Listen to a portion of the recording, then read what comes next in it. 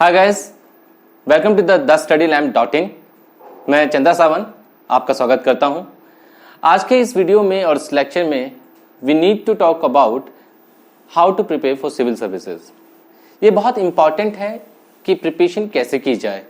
सो इस वीडियो में हम बहुत इंपॉर्टेंट चीजों को डिफाइन करेंगे and it will be helpful for you to prepare the civil service exam, क्योंकि बहुत सारे मिसकंसेप्शन है इस एग्जाम को लेकर। कई लोगों का ये मानना है कि पेपर जो है आप ज्यादा पढ़ेंगे, ज्यादा लर्न करोगे। अभी रिसेंटली जो पेपर हुआ है आपका यूपीएससी का 2020 पे, उसका सिलेबस जिस तरह से पेपर बनाया गया था दैट्स वेरी कॉन्सेप्चुअल एंड बहुत अच्छा स्टैंडर्डाइज पेपर था। कई लोगों का कहना है कि टफ है, कई लोगों का नहीं है, बट वेरी मॉडरेट पेपर था। अगर कई सीनियर्स अगर आपको देखे होंगे तो आपको क्लियरली समझ में आ जाएगा कि पेपर किस कंसेप्चुअल लेवल पे था। वी नीड टू अंडरस्टैंड आखिर ये पेपर को तैयारी कैसे करें या पेपर के कंसेप्ट को कैसे कवर अप करें। ध्यान रखिएगा, पेपर के लिए हमें 3 चीजों पे जोर देना होता है। We need to focus on 3 ideas. अगर आप इस 3 चीजों को कवर कर पाए तो I can assure you that you will definitely clarify the exam. एक बात ध्यान रखना, this exam is not for the highly knowledge. It is not related कि आप 16-17 घंटे पढ़ाई करते हो तो आपका पेपर क्वालिफाई होगा। Do remember, the number of hours of study is just define the dedication towards your exam। इससे ये क्लियर नहीं होता कि अगर आप 16 घंटे पढ़ते हैं तो आप पेपर क्वालिफाई करेंगे, दूसरा 12 घंटे करता है तो वो नहीं करेगा। It depend on you how you prepare। So it totally depend on your strategy and the understanding regarding your syllabus and your pattern of learning। Now इन 3 चीजों को ध्यान रखोगे तो आपके प्रिपरेशन फॉर्मेट में होगा। पहला हमारा कहलाता है और जिसे हम कहते हैं कंसेप्चुअल लर्निंग। आप इसे बेसिक लर्निंग भी कह सकते हैं। Second is resource development.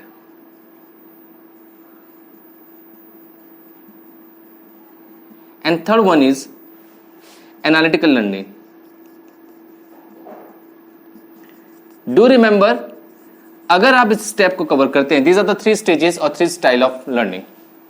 ये 3 स्टेप होते हैं जिन्हें आपको कवर करना होता है। And if you cover this 3 step, I assure you that you will definitely qualify the exam. But आपको ये प्रॉपर्ली अंडरस्टैंड करना है कि how to work on this. While you are reading for the conceptual learning, you need to go for the concept. और यहां पर ज्यादातर आपको एनसीईआरटी बुक्स पे फोकस करना होता है, नॉर्मली 6 to 12। ठीक है, old NCERT and new one as well.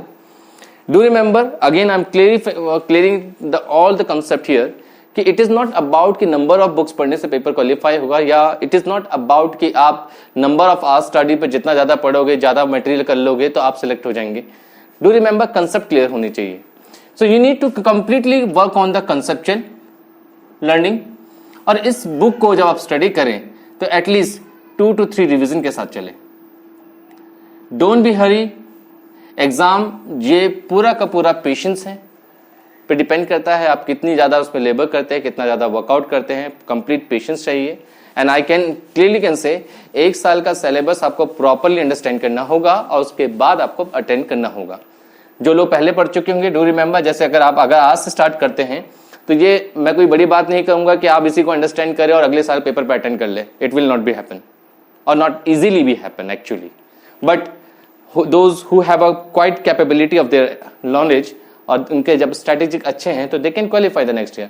But paper जो पैटर्न कहता है कि आपको 1 साल 2020 से अगर आप तैयारी स्टार्ट कर रहे हैं और 21 तक हैं तो 1 ईयर तो आपको कंप्लीटली इंट्रोडक्टरी लेवल पे चलता होता है। इंट्रोडक्टरी लेवल का मतलब है कि आप पूरे सिलेबस को अंडरस्टैंड करते हैं और सारी किताबें, सारे सिलेबल बुक्स को अंडरस्टैंड कर पाते हैं, इंट्रोडक्ट होते हैं। उसके बाद ही आप जब सब पढ़ लेते हैं then you will prepare and finalize your attempt। Those जो अभी तैयार नहीं हो पाए they will take more time। But अगर आपको प्रॉपर करना है तो वेरी ट्रूली 1 साल की आपकी इंट्रोडक्टरी लर्निंग बहुत इंपॉर्टेंट है, क्योंकि इसी कंसेप्ट बेसिक पे आप पूरी तरह से तैयार होते हैं। तो ये सिविल सर्वेंट एग्जाम जो है हमारा सिविल सर्विसेज का UPSC conducted, is the most importantly आप प्रॉपर्ली तैयार कर रहे हैं। मैं उन चीजों की बात नहीं करूंगा डेट कि आप 3 महीने में क्वालिफाई कर सकते हैं, 1 ईयर में क्वालिफाई कर सकते हैं, 6 महीने क्वालिफाई कर सकते हैं। I can not cheat you. The reality of the exam is regarding how you prepare yourself. So you need to come 1 year for proper understanding of the syllabus of the exam, and thereafter you will define and you will define your target year जिस साल को आपको देना है। तो अगर आपका target year है तो आप उस हिसाब से आगे बढ़ते हैं। हो सकता है आप इसके बाद का प्लान कर लें if you have a time for preparation. इस प्राइम की प्रिपरेशन में आपको बहुत सारी चीजें होती हैं। सो कंसेप्चुअल लर्निंग के लिए आपको कंसेप्ट को क्लियर करने होते हैं and they have to be go for the NCERT from 6 to 12 very properly. आप क्लास 6 से लेकर 12 तक की किताबों को जब आप एक बार पढ़ ले तो उसे एटलीस्ट 2 to 3 टाइम्स आपको रिवीजन देना ही होगा, क्योंकि रिवीजन के बिना आपके कंसेप्ट पूरी तरह से क्लियर नहीं होंगे। ठीक है, इस समय इस प्रिपरेशन में लगभग आपको 3 to 4 मंथ लग सकते हैं। ठीक है, इस कवर को पूरा करने के लिए। Now we need to see resource development. अब यहां पर आ जाता है आपके रिसोर्सेस मटेरियल्स। सबसे पहले टेक्स्ट बुक्स जितने भी है सब्जेक्ट वाइज आपको कवर करनी होगी, चाहे वो पॉलिटी से हो जिसमें एम लक्ष्मीकांत हो, डी बासु आप पढ़ते हो, या कोई अदर बुक्स मैगजीन पढ़ते हो। साइड बाय साइड आपको इसमें एक को कंसेप्टली बात करनी होगी। उसके बाद आपको मैगजीन की ओर पढ़ना होगा, इंपॉर्टेंट मैगजीन्स की ओर आगे बढ़ते हैं। ठीक है, चाहे वो योजना हो या कुरुक्षेत्र हो, ठीक है, या साइंस रिपोर्टर हो, कुरुक्षेत्र, साइंस रिपोर्टर, ये इंपॉर्टेंट मैगजीन्स हैं। और इस साल के एग्जाम ने तो देख लिया है कि साइंस रिपोर्टर जैसी मैगजीन बहुत इंपॉर्टेंट रहेगी। ठीक है, सो मैगजीन्स के लिए इंपॉर्टेंट रहेगी। अब यहां है एडिटोरियल या एडिटोरियल लर्निंग। आप अदर मल्टीपल को भी यूज कर सकते हैं या किसी और के टेक्स्ट के, बुक्स के, मैगजीन्स के आइडियाज को ले सकते हैं। ठीक है, ये 3 स्टेप्स है। यहां पर एक चीज रहना, न्यूज़पेपर तो कंटिन्यूअल वर्क है, वो चलता ही रहेगा।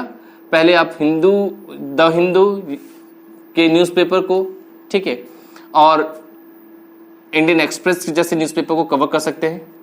अच्छा, एक चीज ध्यान रखना, those who are starting for their syllabus और एग्जाम, वो जल्द से जल्द द हिंदू को कैच ना करें। That's my advice. वैसे आप चाहे तो कर सकते हैं। द हिंदू एक प्रॉपर ही एनालिटिकल पेपर है और बहुत डिटेल्ड न्यूज़पेपर है, तो वो बहुत डिटेल आइडियाज के साथ चलता है। तो द हिंदू को कैचअप करने के लिए आपको एटलीस्ट 3 महीने के लिए इंडियन एक्सप्रेस या पायनियर जैसे अखबारों को पढ़ना जरूरी है। ये 3 महीने में आपको 3 मंथ इनके साथ, 3 to 4 मंथ इनके साथ रहना चाहिए, ताकि आपके कंसेप्ट या बेसिक अंडरस्टैंडिंग और रीडिंग एबिलिटी स्ट्रांग हो सके। जितना ज्यादा आप रीडिंग एबिलिटी को स्ट्रांग करेंगे then will help you out. The Hindu एक बहुत डिटेल है, बहुत हैक्टिक है, जिसमें 2 से 2.5 घंटे लग जाते हैं पढ़ने के लिए। तो you need to understand those who preparing, वो आते ही पेपर में डायरेक्टली द हिंदू पढ़ना शुरू कर देते हैं और फिर वो टायर्ड अप भी हो जाते हैं। But we need to see the Hindu, you need to study if you want to, but Indian Express से ही आप शुरुआत करें या दूसरे कोई इक्विवेलेंट पेपर्स हैं जैसे आपका इंडियन पायनियर है तो आप उसे भी स्टार्टअप कर सकते हैं। That will be very good for you. But newspaper reading will be regularly and continuously work out. Thereafter you need to go for the textbooks. ठीक है, and again it is a means based syllabus. means syllabus को ध्यान में रख के सब चलेगा। Do remember there is no special preparation for the pre-level exam. Paper की तैयारी पूरी की पूरी मीन्स को लेकर अंडरस्टैंड करके चलते हैं, कंप्लीट सिलेबस को लेकर तैयारी की जाती है। और जब आप टारगेट ईयर की ओर आते हैं, जब आप पहला ईयर कंप्लीट कर चुके हो और टारगेट ईयर की ओर आगे बढ़े हों, तो टारगेट ईयर के दौरान प्री इंट्रोडक्शन के 4 से 5 महीने में या 3 से 4 महीने में आप प्री की तैयारी करते हैं। But rest of the period you are totally focus on your main syllabus program. तो रिसोर्स डेवलपमेंट में आपको बहुत सारी टेक्स्ट बुक्स, मैगजीन्स और कई रिसोर्स का यूज करना होता है। अब ये वाली बात है, बच्चे सिर्फ यहां अटक जाते हैं, जस्ट हियर। शुरुआत करते हैं एनसीईआरटी से, 1 रिवीजन पढ़ा, 2 रिवीजन पढ़ा और उसके बाद पहुंच जाते हैं मैगजीन्स में। अब कंप्लीट प्रॉब्लम क्या है, टेक्स्ट बुक्स को ज्यादा फोकस ना करके they go through the magazines. Number of coaching industry की मैगजीन्स आपकी निकलती है, अब बच्चा उसी में लग जाता है। डू रिमेंबर, कोचिंग इंडस्ट्री की मैगजीन से ज्यादा फोकस करें टेक्स्ट बुक्स पे, अपने कंसेप्चुअल को बहुत स्ट्रांग बनाइए। इस साल के पेपर में आपने देख लिया होगा कि पेपर कंसेप्चुअल स्ट्रांग होना चाहिए। कोचिंग इंडस्ट्री के क्लासेस अच्छी रहेंगी, गाइडेंस के लिए बहुत जरूरी है, लेकिन उनकी मैगजीन्स पे ज्यादा फोकस ना करें। आपको अपने आप पे मेहनत करनी है। You need to focus on yourself. Magazines पे आप स्टडी करते रहे, रेगुलर स्टडी पे बनाए रखें, but that is a secondary level जब तक आप कॉन्सेप्ट लर्निंग को पूरा नहीं करते हैं। इस पे आपको 6 से 7 महीने लग सकते हैं, ठीक है। एंड नाउ इस स्टेप पे बहुत कम लोग पहुंच पाते हैं, और I could say those who are the topper ones. हालांकि ये कोई मेंटेनेबल नहीं है कि कोई बुक्स में मिलेगा कि ऐसा करना चाहिए। सीनियरली आपको डिफाइन कर दिया जाता है कि आप एनसीईआरटी पीजिए, ये पीजिए, और उसके बाद आपको प्रैक्टिस पेपर करना होता है। But analytical learning is most important. यहां पर आपको कई सवालों से गुजरना होता है, and that the most is why and how. And the most way, आप अगर कॉज एंड इफेक्ट थ्योरी को कवर करते हैं तो ये बहुत अच्छा और इंपॉर्टेंट हो जाता है। कोई भी इवेंट अगर घटता है तो उसके कॉज एंड इफेक्ट के बारे में जानिए, किसी भी तरह के, चाहे वो किसी भी इवेंट के बारे में बात होती हो। इंडिया के लिए अगर नोबेल प्राइज की बात कर रहे हो तो नोबेल प्राइज क्या है, इन सब के लिए वो फैक्चुअल डेटाज हैं। लेकिन जो इवेंट हुआ है या कोई भी घटनाक्रम हुई, कोविड की बात करें तो वहां पर आपको सिचुएशन रिएक्शन पे बात करनी होगी, सिचुएशन को अंडरस्टैंड करना होगा और सिचुएशन एनालिसिस करनी होगी। उस आधार पे आपको तय करना है। और do remember, at this moment the teacher, your teachers, your mentor will help you out कि how to write and what to do. ठीक है, आपके जितने भी पेपर होते हैं इनको अंडरस्टैंड करके बनते हैं। वो आपसे ये नहीं पूछते कि ज्वालामुखी क्या है या फिर अर्थक्वेक क्या है।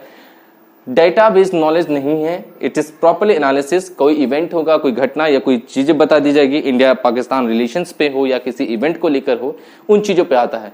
लेकिन यहां तक पहुंचने पर आपको एटलीस्ट यहाँ 2-3 महीने, यहाँ 50 से 7 महीने तक आपको वर्कआउट करना होता है। 7 मंथ अराउंड 10 महीने का ये वर्क है। जब आप ये प्रॉपर कवर कर लेते हैं then you are to analytical learning पे है।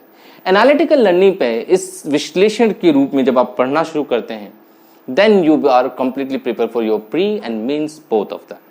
ठीक है, तो यहां तक के लिए जरूरी है कि आप इन चीजों को कवर अप कीजिए, इन चीजों को अंडरस्टैंड करें, एनसीईआरटी कवर अप कीजिए, 2 से 3 इसकी रिवीजन कवर करें, द हिंदू, इंडियन एक्सप्रेस जैसे न्यूज़पेपर से स्टार्टअप कीजिए।